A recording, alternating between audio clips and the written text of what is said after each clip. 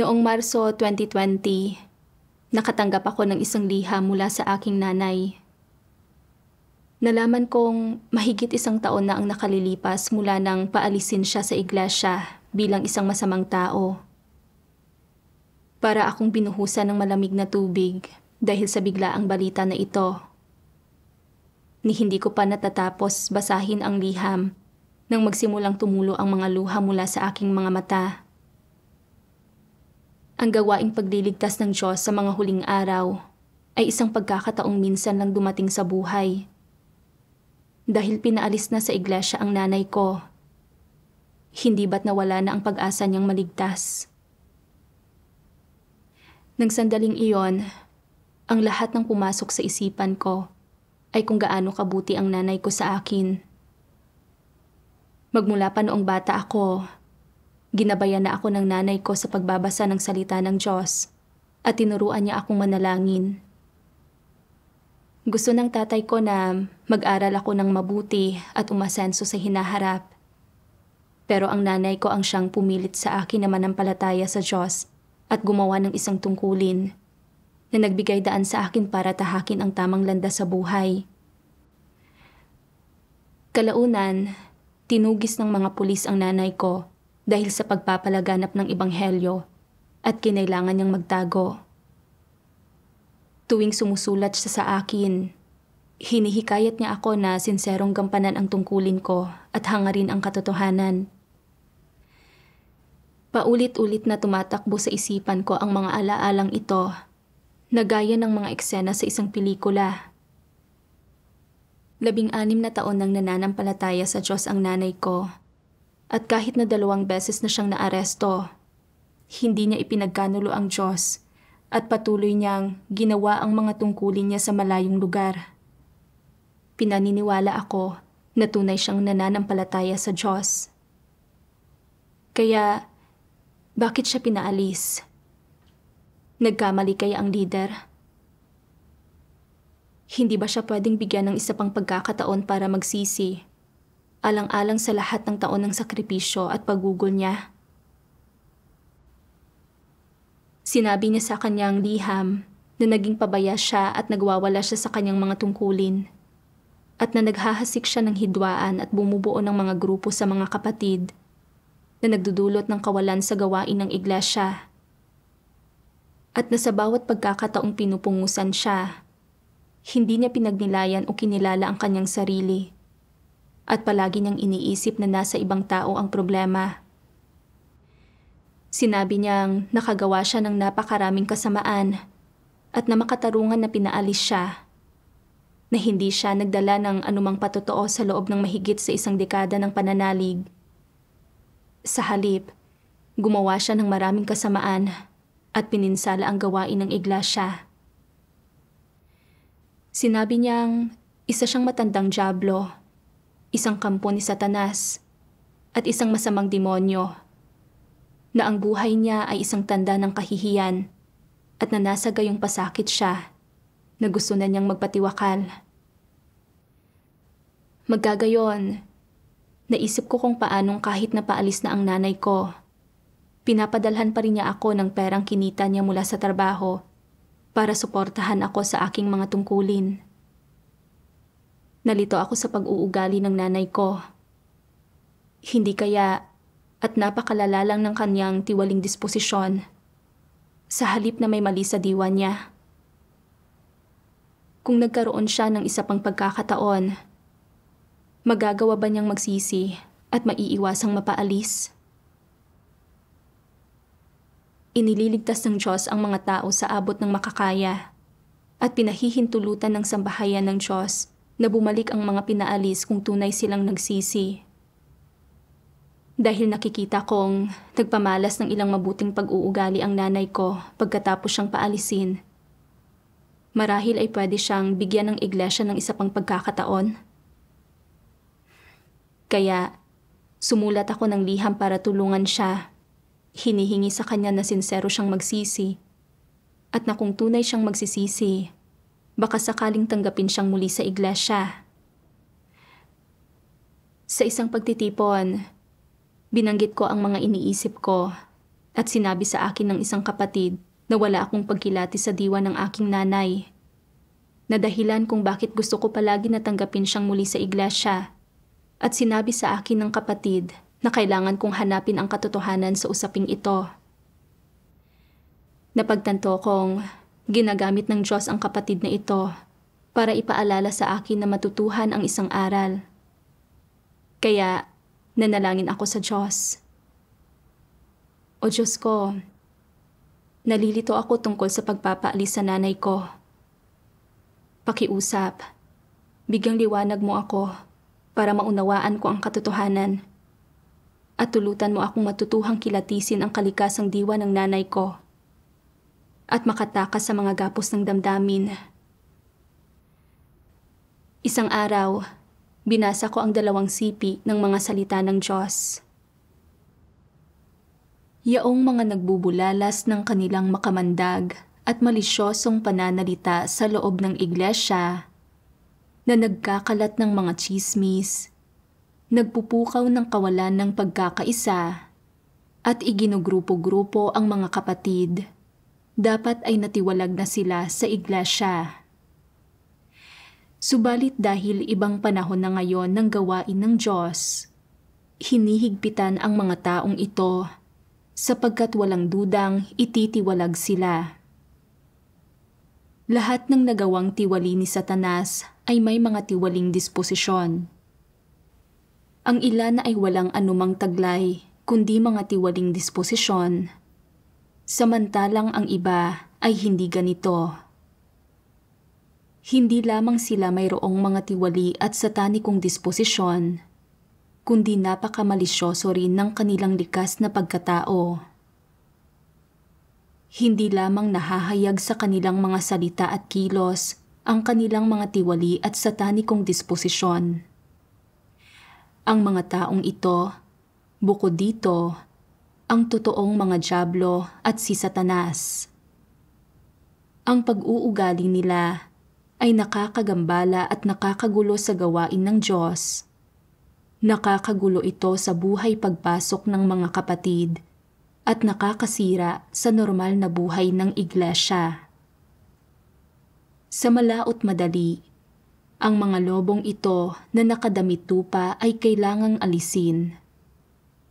Hindi dapat kaawaan at tanggapin ang mga utosang ito ni Satanas. Ito lamang ang pumapanig sa Diyos, at yaong mga hindi nakakagawa nito ay nagtatampisaw sa putikan na kasama ni Satanas. Ang mga taong tunay na naniniwala sa Diyos ay yaong mga handang isagawa ang salita ng Diyos at handang isagawa ang katotohanan.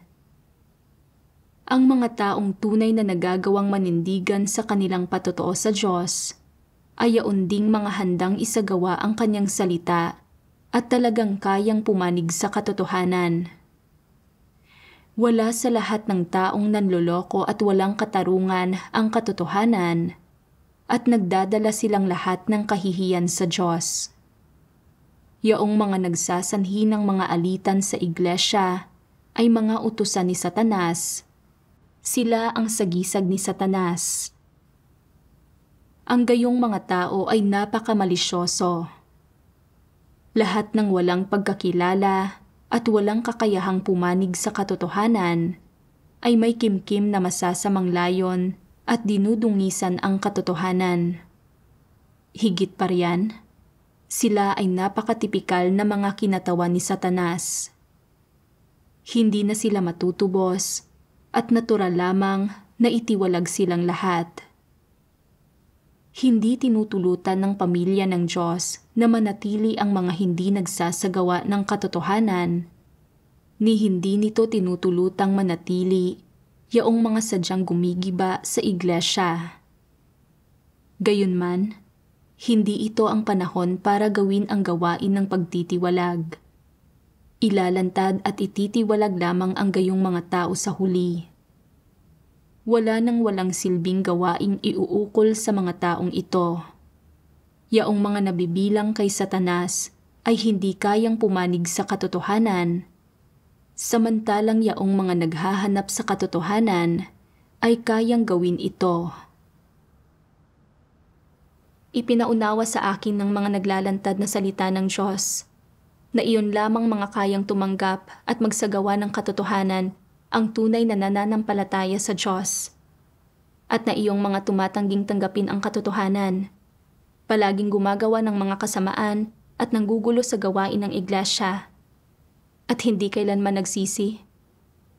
Iyon ang mga tunay na dyablo at Satanas.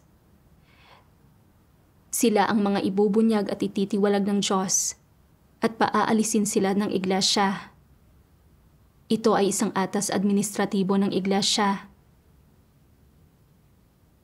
Mula sa aking mga kapatid, nalaman kong ang nanay ko ay patuloy na hindi nagsisisi sa kanyang masasamang gawa. Sinamantala niya ang isang katiwaliang ipinakita ng isang kapatid para batikusin at husgahan ito. At hinikayat niya ang iba na husgahan at ibukod ang kapatid na ito kasama niya, na naging sanhi ng paglala ng kalagayan ng kapatid na ito. Walang nakuhang kahit anong resulta ang nanay ko sa mga tungkulin niya. At nang pilitin siya ng leader ng kanyang pangkat tungkol sa pag-usad niya, nagsalita siya sa likuran nito at hinusgahan ito na walang pagmamahal. Ibinahagi at isiniwalat ng isang supervisor ang mga problema ng nanay ko. Pero sinabi ng nanay ko na pinipigilan siya nito at hindi siya hinahayaang magsalita. Patalikod ding sinabi ng nanay ko ang pagkadismaya niya sa supervisor, na naging sanhi sa iba para magkaroon ng mga pagtatangi laban dito, na nagdulot ng matitinding paggagambala at pagkakagulo sa gawain. Hinimay ng lider ang mga kilos at asal ng nanay ko.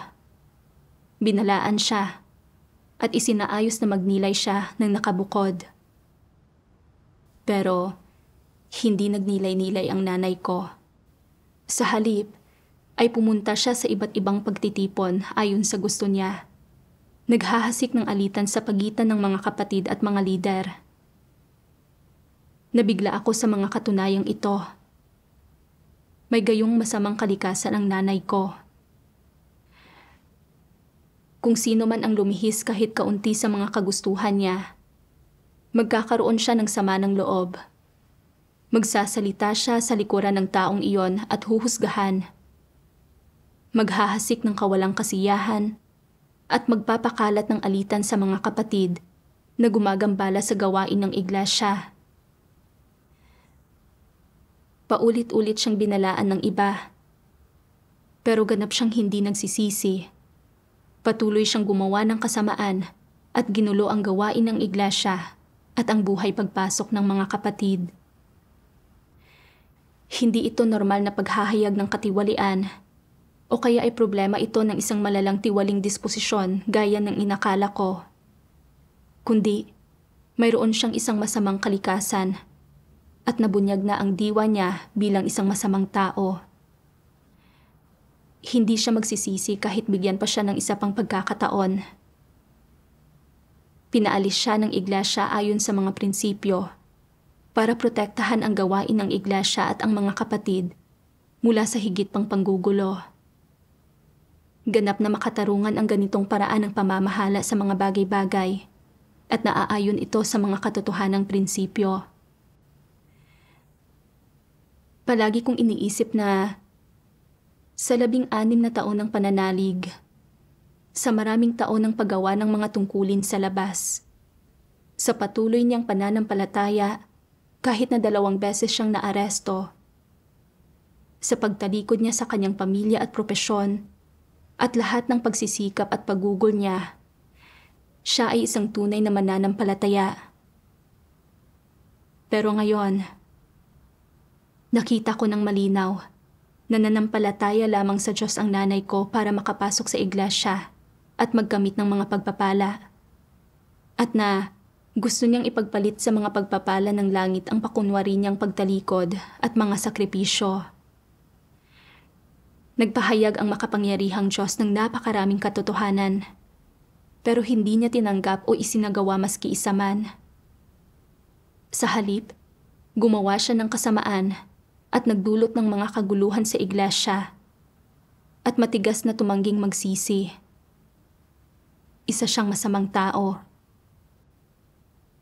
Paano ito naiiba sa mga Pariseo na tumangging tanggapin ang mga katotohanang ipinahayag ng Panginoong Hesus at nagpako sa Panginoong Hesus sa krus sa kabila ng paglalakbay sa mundo para magbalik loob ang mga tao?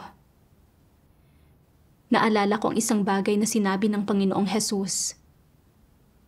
Hindi ang bawat nagsasabi sa akin, Panginoon, Panginoon, ay papasok sa kaharian ng langit, kundi ang gumaganap ng kalooban ng aking Ama na nasa langit. Marami ang mga nagsasabi sa akin sa araw na yaon, Panginoon, Panginoon, hindi baga nagsipanghula kami sa iyong pangalan, at sa pangalan mo ay nangagpalayas kami ng mga demonyo, at sa pangalan mo ay nagsigawa kami ng maraming gawang kamangha-mangha. At kung magkagayon, ay ipahahayag ko sa kanila. Kailanman ay hindi ko kayo nangakilala. Magsilayo kayo sa akin, kayong manggagawa ng katampalasanan. Ipinaunawa sa akin ng mga salita ng Diyos na sa panlabas ay kayang gumawa ng mga pagsasakripisyo at pagsisikap ng isang tao. Pero hindi ibig sabihin nito na mga tunay silang mananampalataya at hindi kinikilala ng Diyos ang ganitong uri ng pananalig. Ang mga tumatanggap at nagsasagawa lamang sa katotohanan ang mga tunay na mananampalataya. Ang gayong mga tao ay may pag-asang iwaksi ang kanilang mga tiwaling disposisyon, makamit ang pagliligtas ng Diyos at makapasok sa kaharian ng Diyos. Nagtaka rin ako kung ang pagkilala ba ng nanay ko sa kanyang masasamang gawa at sa kanyang sarili bilang isang dyablo at isang satanas pagkatapos siyang paalisin ay katumbas ng tunay na pagsisisi, at kung sapat ba ito para pahintulutan siya ng iglesia na bumalik. Sa aking paghahanap, binasa ko ang mga salitang ito ng Diyos. Kahit gaano man kagalit ang Diyos sa mga taga-Ninive, sa sandaling nagpahayag sila ng pag-aayuno at nagsuot ng magaspang na damit at naupo sa mga abo, unti-unting lumambot ang kanyang puso at nagsimulang magbago ang kanyang isip.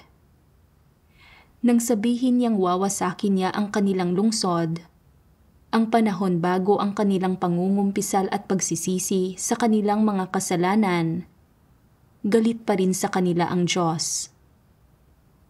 Sa sandaling nagsagawa sila ng serye ng mga gawain ng pagsisisi, unti-unting nagbago at napalitan ng awa at pagpaparaya ang galit ng Diyos sa mga taga-Ninive. Walang anumang magkasalungat sa magkaparehong paghahayag ng dalawang aspeto ng disposisyon ng Diyos sa magkaparehong pangyayari. Paano mauunawaan at malalaman ng isang tao ang ganitong kawalan ng pagkakasalungatan kung gayon? Ipinahayag ng Diyos ang magkabaligtad na bahaging ito ng mga diwa bago at pagkatapos magsisi ang mga taga-Ninive. Nagtutulot sa mga tao na makita ang pagiging totoo at hindi nalalabag na diwa ng Diyos. Ginamit ng Diyos ang kanyang saloobin upang sabihin sa mga tao ang mga sumusunod. Hindi sa hindi nagpaparaya ang Diyos sa mga tao o hindi niya nais na maawa sa kanila. Sa halip, bihira silang tunay na magsisi sa Diyos at bihirang tunay na talikdan ang kanilang masasamang gawi at iwanan ang karahasan sa kanilang mga kamay. Sa madaling sabi, kapag nagagalit ang Diyos sa tao, umaasa siya na makakaya ng tao na magsisi ng tapat at umaasa siya na makikita ang tunay na pagsisisi ng tao kung saan ay patuloy niyang bukas palad na ipagkakaloob ang kanyang awa at pagpaparaya sa tao. Ibig sabihin nito na ang masamang pag-uugali ng tao ang nagdudulot ng puot ng Diyos, samantalang ang awa at pagpaparaya ng Diyos ay ipagkakaloob sa mga nakikinig sa Diyos at tunay na nagsisisi sa harap niya. sa mga makatatalikod sa kanilang masasamang gawi at maiiwan ang karahasan sa kanilang mga kamay. Ang saloobin ng Diyos ay napakalinaw na ipinahayag sa kanyang pakikitungo sa mga taga-Ninive. Ang awa at pagpaparaya ng Diyos ay hindi lubhang mahirap na makamit at ang hinihingi niya sa isang tao ay tunay na pagsisisi nito. Hanggat ang mga tao ay tatalikod sa kanilang masasamang gawi at iiwan ang karahasan sa kanilang mga kamay, babaguhin ng Diyos ang kanyang puso at ang kanyang saloobin tungo sa kanila. Kapag nakikita mo kung paano lumalaban sa Diyos ang mga dyablo at mga satanas sa mundo, nakikita mo kung paano lumalaban sa Diyos ang mga dyablo at mga satanas sa espiritual na mundo. Walang-walang pagkakaiba ang mga ito. Pareho ang pinagmulan ng mga ito at nagtataglay ang mga ito ng parehong kalikasang diwa at kaya gumagawa sila ng parehong mga bagay. Anuman ang kanilang maging anyo, pare-pareho ang ginagawa nilang lahat. Kung inaatake at nilalapastangan nila ang Diyos, sila ay mga dyablo at hindi sila mga tao. Kapag suot ang balat ng tao, kahit gaano pa kaganda sa pandinig o kahit tama ang mga sinasabi nila, ang kanilang kalikasang diwa ay sa mga dyablo. Ang mga dyablo ay maaaring magsabi ng mga bagay na magandang pakinggan upang ilihis ang mga tao, ngunit hindi talaga nila tinatanggap ang katotohanan, lalong hindi nila ito isinasagawa. Lubos itong totoo. Tingnan mo ang masasamang tao at ang mga antikristo at ang mga lumalaban at nagtataksil sa Diyos. Hindi ba't ganito silang uri ng tao? Sabihin mo sa akin, tama bang hayaan ang mga taong ito na mula sa mga dyablo o ang mga taong ito na may kalikasang diwa ng mga dyablo na manatili sa sambahayan ng Diyos? Hindi ito tama. Hindi sila katulad ng mga hinirang ng Diyos. Ang mga hinirang ng Diyos ay nabibilang sa Diyos, samantalang ang mga taong ito ay nabibilang sa mga dyablo at kay Satanas. Ipinaunawa sa akin ng pagbubulay-bulay ko sa mga salita ng Diyos ang tungkol sa mga tao sa Ninive, na dahil sa kanilang masasamang gawa ay napasiklab ang galit ng Diyos at naharap sa pagwasak.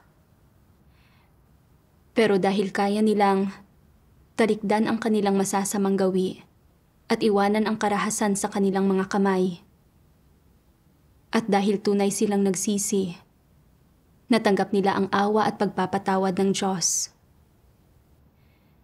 Kapag tunay mo lamang pinagnilayan, kinilala, pinagsisihan, at kinamuhian ang masamang landas na tinatahak mo dati. At kapag nagawa mo ng makinig sa salita ng Diyos at magsimulang muli, at tumigil sa pagtahak sa masamang landas kung nasaan ka, saka mo magagawang kamtin ang awa at pagpapatawad ng Diyos. Ang pagsasabi lang ng mga salitang magandang pakinggan ng hindi tinatanggap o isinasagawa ang katotohanan ay hindi katumbas ng tunay na pagsisisi at hindi kaaawaan o patatawarin ng Diyos ang gayong mga tao. Siniyasat ko ang pag-uugali ng nanay ko at nalaman kong wala pa rin siyang pagkilala sa lahat ng malubhang kasamaang ginawa niya. Sa halip, ibinaling niya ang sisi sa iba. Sinasabing noon ay hinamak ng isang kapatid ang superbisor. Madalas punahin ang mga kamalian nila at itsismis ang mga kapintasan nila. At na dahil siya mismo ay walang pagkilatis, kumampi siya sa kapatid na ito sa paggawa ng kasamaan. Hindi pa rin talaga nauunawaan ng nanay ko ang lahat ng kasamaang ginawa niya o ang traidor at malisyosong satanikong kalikasan niya. at wala siyang nadama na tunay na pagsisisi o pagkamuhi sa mga bagay na ito. Kaya, paano siya tunay na magsisisi? Kung tatanggapin siyang muli, magpapatuloy lang siya sa paggawa ng kasamaan at panggugulo sa gawain ng iglesia, gaya ng dati. Gayon din, bagamat kinilala niya ang kanyang sarili bilang isang matandang dyablo, isang kampo ni Satanas, at isang masamang demonyo. Sa mga usapin ng partikular ng mga kasamaang ginawa niya, kung bakit niya ginawa ang mga iyon, kung anong mga intensyon ang kumukontrol sa kanya, kung aling mga satanikong lason ang sinusunod niya, at kung anong satanikong disposisyon ang sangkot. Wala siyang tunay na pagninilay-nilay o pag-unawa. Binalikan ko ang lahat ng tamang bagay na sinabi ng nanay ko sa akin habang lumalaki ako. Gaya ng kung gaano kahalaga ang gawain ng pagliligtas ng Diyos sa mga huling araw, at na ang sinserong paggawa sa isang tungkulin at paghahangad sa katotohanan ay ang tamang landas sa buhay. Pero kahit sinasabi na niya ang mga bagay na ito sa loob ng mahigit sa isang dekada, hindi siya tumanggap o nagsagawa ng kahit na anong katotohanan. Sa salita, ay kinilala niya ang masasamang gawa niya at nagawa niyang sabihin ang mga wastong bagay. Pero hindi ibig sabihin nito na tunay siyang nagsisi. Pinapayagan ng iglesia na bumalik ang mga nagpakita ng tunay na pagsisisi. Pero hindi ang mga taong gaya ng nanay ko, na sa salita lang umamin at hindi naman tunay na nagbago. Kalaunan, binasa ko ang isa pang sipi ng mga salita ng Diyos. Isang antikristo ka man o isang masamang tao, o ikaw man ay pinaalis o pinatalsik, ang pagtupad sa mga responsibilidad mo bilang tao ay isang bagay na dapat mong gawin. Bakit ko sinasabing isa itong bagay na dapat mong gawin? Nakatanggap ka ng napakaraming panustos ng mga katotohanan mula sa Diyos, at ito rin ang mga pusbusang pagsisikap ng Diyos. Diniligan at tinustusan ka ng sambahayan ng Diyos sa loob ng napakaraming taon, pero mayroon bang anumang hinihingi sa iyo ang Diyos? Wala. Ang iba't ibang aklat na ipinamamahagi ng sambahayan ng Diyos ay libre. Walang sino man ang kailangang magbayad ni isang sentimo. Gayon din, ang tunay na daan ng buhay na walang hanggan ng Diyos at ang mga salita ng buhay na ipinagkakaloob niya sa mga tao ay libre, at ang mga sermon at pakikipagbahaginan ng sambahayan ng Diyos ay libre rin lahat para mapakinggan ng mga tao. Sa makatwid, ikaw man ay isang ordinaryong tao o miyembro ng isang espesyal na grupo, libre kang nakatanggap ng napakaraming katotohanan mula sa Diyos. Kaya, tiyak na nararapat lang na ipangaral mo ang mga salita ng Diyos at ang ibanghelyo ng Diyos sa mga tao at dalhin sila sa presensya ng Diyos. Hindi ba? Ipinagkaloob ng Diyos ang lahat ng katotohanan sa sangkatauhan. Sino ang may kayang suklian ang gayong kadakilang pagmamahal? Ang biyaya ng Diyos, ang mga salita ng Diyos, at ang buhay ng Diyos ay walang katumbas na halaga, at walang tao ang may kayang suklian ang mga ito. Ganoon ba kahalaga ang buhay ng tao? Kasing halaga ba ito ng katotohanan? Kaya, walang sino man ang may kayang suklian ang pagmamahal at biyaya ng Diyos, at kasama na roon ang mga pinaalis, pinatalsik, at itiniwalag ng iglesia. Hindi sila eksepsyon.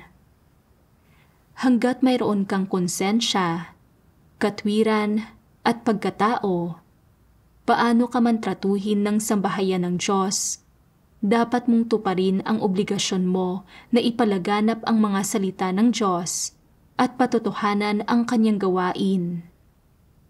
Ito ang di maiiwasang responsibilidad ng mga tao.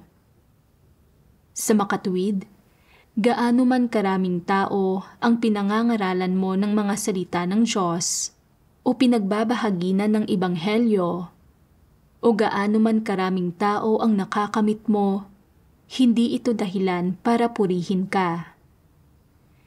Nagpahayag ng napakaraming katotohanan ang Diyos, pero hindi mo pinapakinggan o tinatanggap ang mga ito.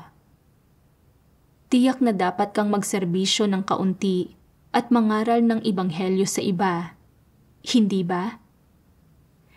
Dahil ganito nakalayo ang narating mo ngayon, hindi ba't dapat kang magsisi? Hindi ba't dapat kang maghanap ng mga pagkakataon para masuklian ang pagmamahal ng Diyos? Talagang dapat mong gawin iyon.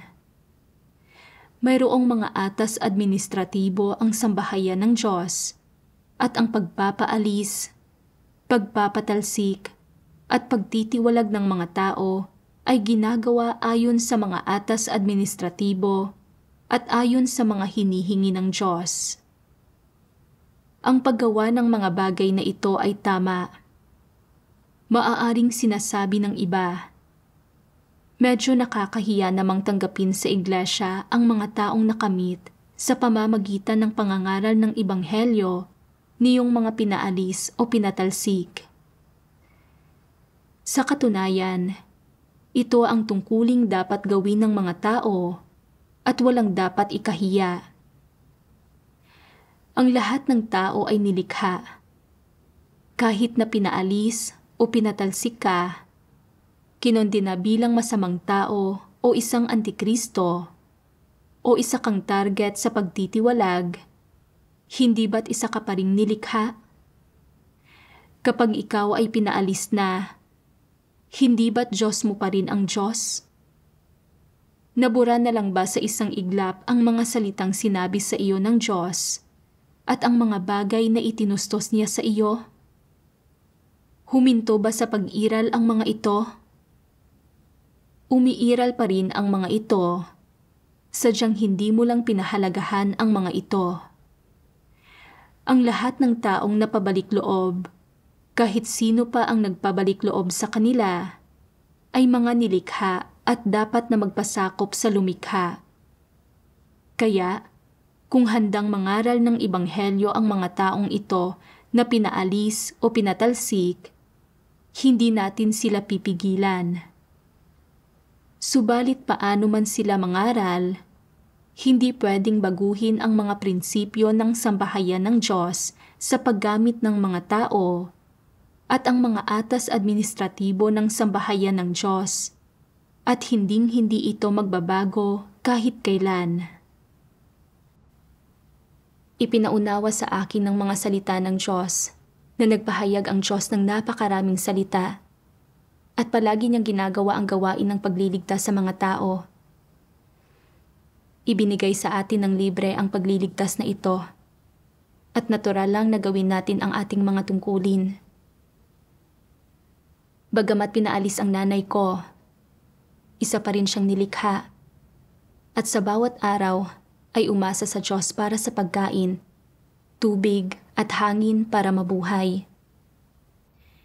Hindi siya tinanggalan ng Diyos ng kanyang karapatan na kainin at inumin ang kanyang salita. Handa siyang ipalaganap ang Ebanghelyo at binigyan ako ng pera para suportahan ako sa aking mga tungkulin na pagtupad lang sa ilang responsibilidad niya. Pero hindi siya tunay na nagsisi at sa pagsasaalang-alang sa mga prinsipyo, hindi siya angkop na bumalik. Magulo ang isip ko noon. Hindi ko hinanap ang katotohanan at wala akong pangunawa sa disposisyon ng Diyos. Nakita ko na may kaunting mabuting asal ang nanay ko at kaya niyang magsabi ng ilang tamang bagay. Kaya palagi kong inaasam na matatanggap siyang muli ng iglesia. Napakagulo ng isip ko. Tinanong ko rin ang sarili ko, kung ibang tao ang pinaalis, aasamin ko rin bang tanggapin siyang muli? Hindi. Bakit ako umaasam para sa nanay ko na mabigyan ng isa pang pagkakataon at tanggaping muli pagkatapos siyang paalisin? Ano ang ugat ng problemang ito? Nabasa ko ang isang sipi ng mga salita ng Diyos. Ang huling bahagi ng mga salita ng Diyos ay inilalantad ang pinakamalaking kahinaan ng sangkatauhan. Lahat sila ay namumuhay sa kalagayan ng mga damdamin. Kaya nga, hindi iniiwasan ng Diyos ang isa man sa kanila at inilalantad ang mga lihim na nakatago sa puso ng buong sangkatauhan. Bakit hirap na hirap ang mga tao na ihiwalay ang kanilang sarili sa kanilang mga damdamin? Higit pa ba ito kaysa sa mga pamantayan ng konsyensya? Maisa sa katuparan ba ng konsyensya ang kalooban ng Diyos? Makatutulong ba ang mga damdamin upang malagpasan ng mga tao ang kahirapan? Sa mga mata ng Diyos, ang mga damdamin ay kanyang kaaway. Hindi ba ito malinaw na nakasaad sa mga salita ng Diyos? Ibinubunyag ng Diyos na kaaway niya ang mga damdamin, na ang mga ito ang pinakamatinding kahinaan ng mga tao, na ang pamumuhay sa mga damdamin ay hahadlangan kang makita ang mga bagay-bagay at ang mga tao na may mga prinsipyo, at na ang pamumuhay ng ganito ay gagawin kang madaling makagambala at makagulo sa gawain ng iglesia. Dati, hindi ko namamalayan kung gaano kalalakas ang damdamin ko. Sa mga nakalipas na ilang taon, nabunyag bilang masasamang tao at mga antikristo ang mga nasa paligid ko. At nagawa kong tunay na timbangin at ibunyag ang mga problema nila. Dahil dito, pakiramdam ko ay mayroon pa rin akong pagpapahalaga sa katarungan. Pero, ganap akong nabunyag nang pinaalis ang nanay ko. Napakaraming nagawang kasamaan ng nanay ko. Pero hindi ko siya kinamuhian. Sa kabaligtaran, nalulungkot ako at tumatangis tuwing naiisip kong pinaalis siya. At nakadarama ako ng matinding pasakit na nawalan siya ng tsansang maligtas. Hanggang sa puntong, nagdududa ako kung nagkamali kaya ang mga lider at manggagawa sa pagpapaalis sa kanya. At pakiramdam ko ay naagrabyado ako para sa kanya. Dahil nakikita kong nagpapamalas ng ilang mabubuting pag-uugali at walang panlabas na katigasan ng ulo o paglaban sa pagpapaalis ang nanay ko. Palagi akong umaasa na tatanggapin siyang muli ng iglesia. Bagamat hindi ako nagmakaawang mapatawad siya alang-alang sa kanya, sa pag-iisip ko ay kinukontra ko ang Diyos. Kung hindi dahil sa paghatol at paglalantad ng mga salita ng Diyos at paghahayag ng mga katunayang ito na nagdulot sa aking makita ng malinaw ang diwa ng nanay ko. Talagang magmamakaawa akong mapatawad siya alang-alang sa kanya at kumampi na sana ako sa isang masamang tao at lumaban sa Diyos. Sa pagninilay na ito, sa wakas ay nakilala ko na ang mga satanikong laso na ito, gaya ng mas matimbang ang dugo kaysa tubig. At ang tao ay hindi patay. Paano siya magiging malaya mula sa emosyon? Ay malalim na nakaugat sa puso ko, na nagdudulot sa aking mamuhay sa mga damdamin at hindi magawang matukoy ang mabuti sa masama. Anumang kasamaan ang nagawa ng nanay ko, inisip ko pa ring mabuti siyang tao at ang pinakamalapit na tao sa akin. Pakiramdam ko, magkakautang ako sa kanya at hindi ko mapapatawad ang sarili ko kung hindi ko siya kinampihan. Sa pag-iisip ko nito ngayon, Mula sa murang edad, binasa sa akin ng nanay ko ang salita ng Diyos. Tinuruan akong manalangin. Inudyukan akong sinserong gawin ang tungkulin ko at hangarin ang katotohanan. At pinadalhan ako ng pera para suportahan ako sa paggawa ng aking tungkulin ng malayo sa bahay. Ang mga ito at ang iba pang gayong bagay ay pagtupad lang niya sa mga responsibilidad niya bilang isang ina. At ito rin ay kataas-taasang kapangyarihan at pagsasaayos ng Diyos. Inisip ko ang tungkol sa maraming taon ng pananampalataya ko sa Diyos sa loob ng kuta ng mga demonyo na pinamumunuan ng CCP.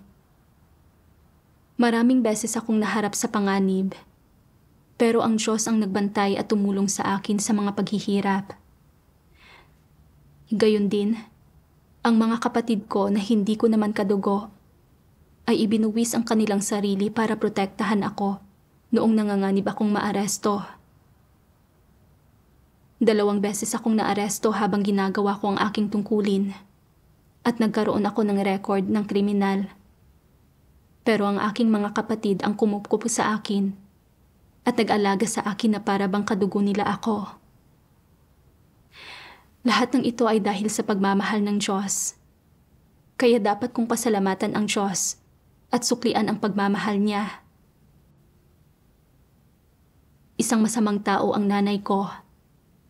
Masyado na niyang inabala ang gawain ng iglesia at hindi pa rin siya tunay na nagsisisi kahit na pinaalis na siya. Kung hindi ko siya nakilatis, gugustuhin ko pa ring bigyan siya ng iglesia ng isa pang pagkakataon at tanggapin siyang muli. Talagang wala akong pagsasaalang-alang para sa mga interes ng sambahayan ng Diyos o para sa buhay pagpasok ng mga kapatid.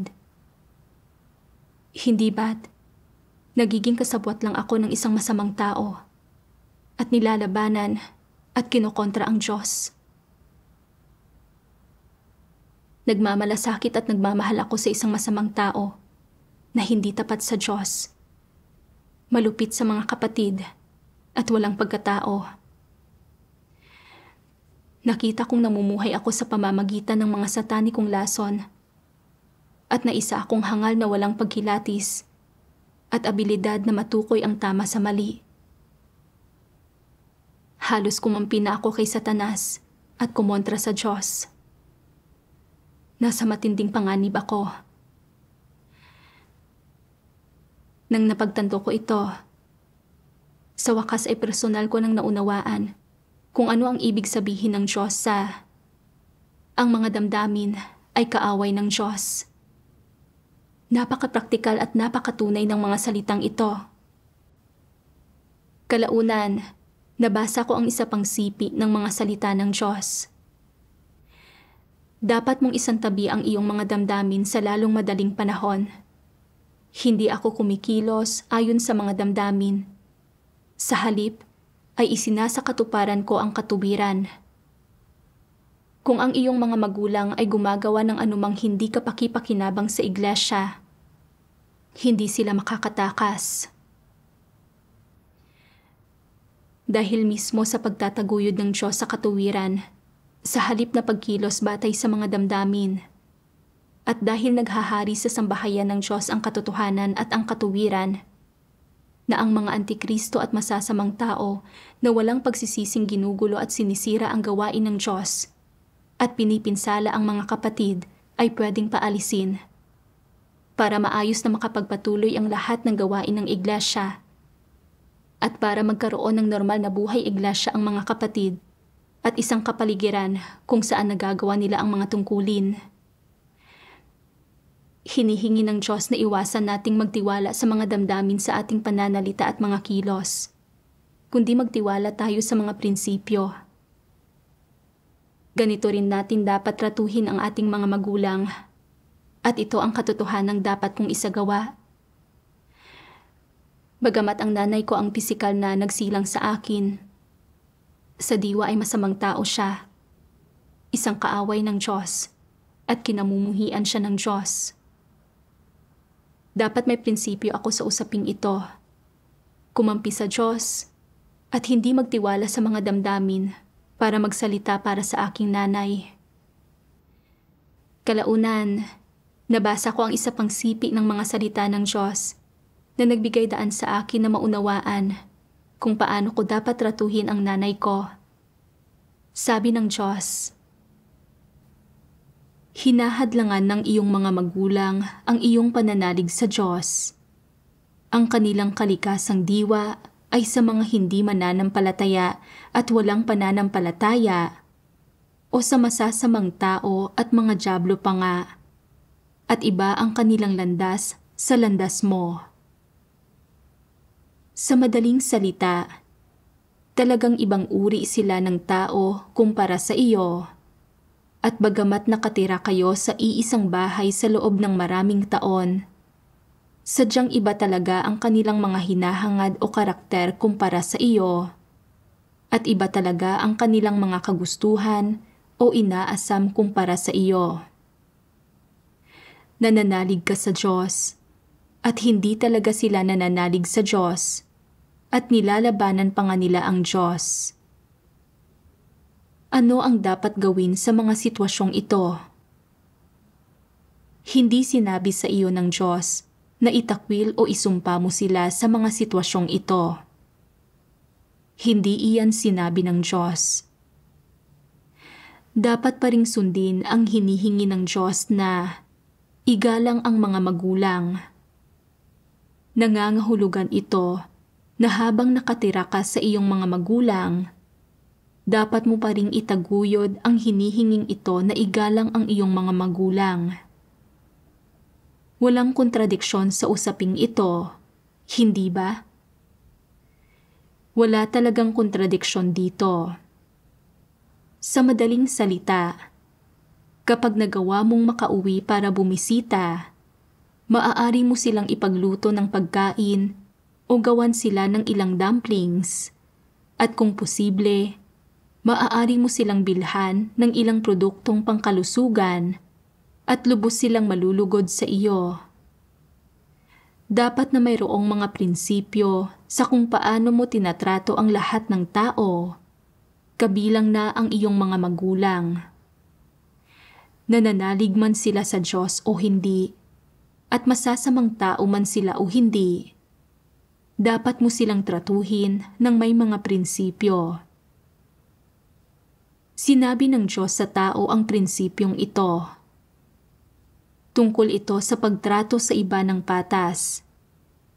Sadya lamang na may karagdagang antas ng responsibilidad ang mga tao sa kanilang mga magulang. Ang kailangan mo lang gawin ay tuparin ang responsibilidad na ito.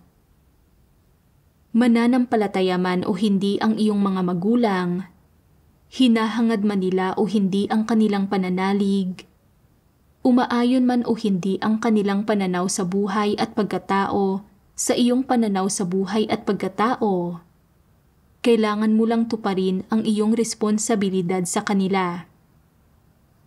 Hindi mo sila kailangang iwasan. Hayaan mo lang na natural na mangyari ang lahat nang ayon sa mga pangangasiwa at pagsasaayos ng Diyos.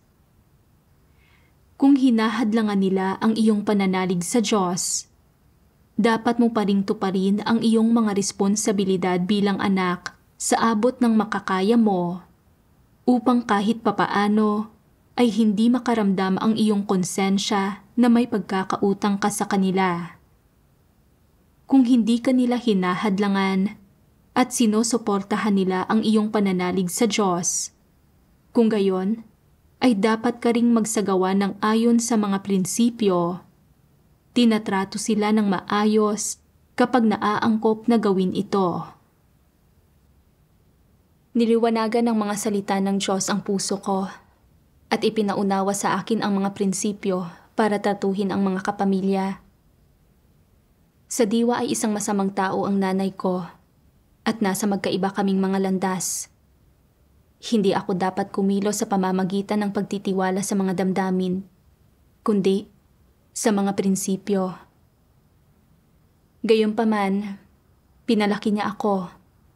Ibinahagi sa akin ang ebanghelyo at hanggang sa araw na ito, sinusuportahan niya ako sa aking pananalig at basta't hindi ito nakakagambala sa mga tungkulin ko, pwede ko pa rin siyang alagaan at tuparin ang mga responsibilidad ko bilang anak niya.